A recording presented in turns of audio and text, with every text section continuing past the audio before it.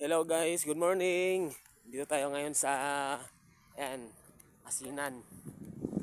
Ha? Dito tayo, daming tagak. Yung mga puti na 'yon. Dami no. So, pupunta tayo dito sa mga pamangkin ko, nag-uugas sila ng banigan. Kasi medyo mataas ang quality ng asin. No? So kaya kailangan maghugas para pumuti. Kasi yung dati medyo puti na daw. Pagdating dun sa classifier, uh, dilaw pa din ang kanilang uh, variety. Kaya kailangan maghugas ulit para lalo pang pumuti, para pumasok na sa quality green. Yun ang sasabi nila kung anong klase-klase. May dilaw, may green, at yung medyo maitim. So ayan, ito na tayo. Yan yung mga guys, ganito yung paggawa ng asin. Yan. Yan. Bali mamaya ay ngayon mga alas 8. So hindi pa po yan. Mamaya pa po mga tanghali magbuo yung asin. And pag nagbuo po yan, babasagin para lahat ng mga tubig hanggang sa ilalim ay mabuo parang asin, na magiging asin na talaga, parang talaga asin na talaga, no? Para hindi sayang. Ayan. Ayan dami nila, no? Yung ibang mga kasama nila nandun na sa bodega doon, na papahinga na. Kaya kasi mainit na, para iwas na rin sa no, heat stroke. Mainit na, alas 8 pa lang mainit na. Ito ibang klase naman yung tiles nila dyan. Kulay pula naman yan. So, ibig sabihin yan po ay medyo matagal mag-asin, nga lang maputi siya, maputi at medyo pino na. Pwede na siyang gawing iodize. Okay, kasi dati nung nag-aaral ako, ito yun yung trabaho ko dito kay Bayaw. Alam ko rin yan yung mga maliliit na bagay tungkol sa paggawa ng asin. Okay, yun lang guys. Mamaya ipapakita ko ulit sa inyo kung paano. Thank you. Ayan nagalimas, hindi maubos-ubos ang tubig. Itong dalawa nagwawalis, hindi mo nila maubos ang kanilang walisin.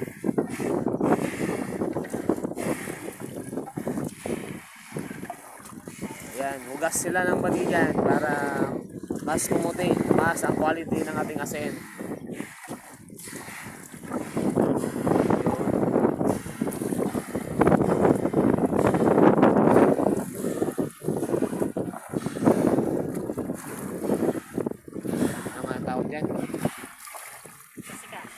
Tasikan.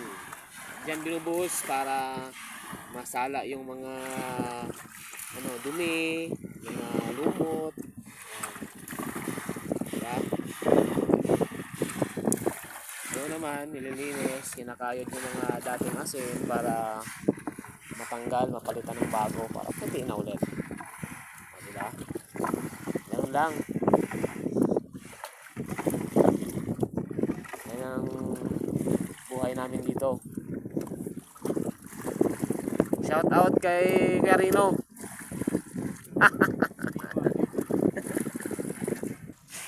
Ayan yan ang kaya kailangan ng maghugas. Kaya kulay kulay puti na, kaya kailangan maghugas ng banigan. Pati ang asin.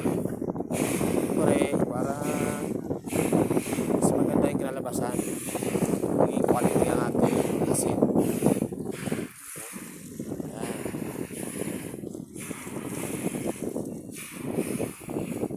Ulit yung balon na hindi nauubusan ng tubig.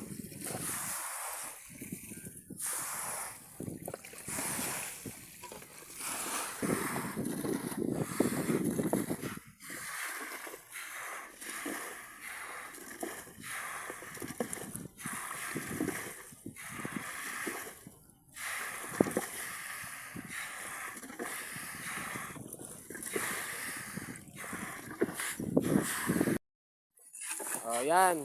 Meron pang parating na isa. Shout out kay Kuya Ben. Yan. Oh, may backup.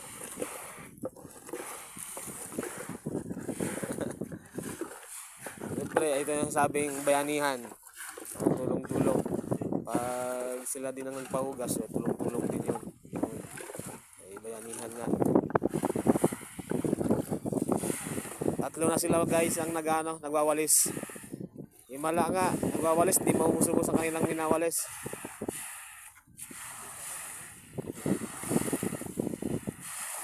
Ito nga oh.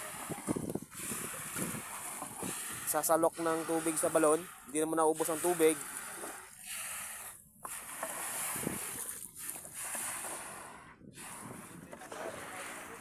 Liit-liit ng balon, hindi maubos ang tubig. Ano? Yan. Hanggang pa yun, hanggang doon pa sa kabila, doon sa kabila. Meron pa yun dyan doon. Lang, 12 lang na banigan hanggang doon sa kabila. So dito ay halos 20 banigan. Yan po yung ginagawa ng asin. Ito naman oh, daming tagak. Yung mga tagak na yan, nag-aabang ng mga isda, tilapia, nilitaw, para maging pagkain nila. Yan.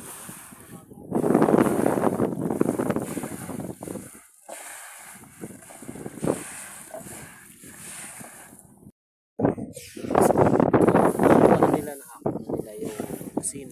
Kaya ganito ang makikita ninyo. Yan, asin. Puti, no? Puti. Pero ano pa daw yan? Kailangan pang mas puputin. Kaya kailangan bukas pa. Ayan.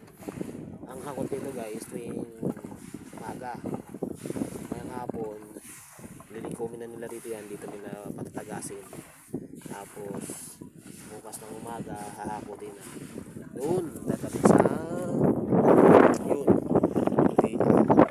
ini bak ng mga asin. Okay. Yan lang, salamat. Oh, kaway kaway ayan. Oh. Salamat.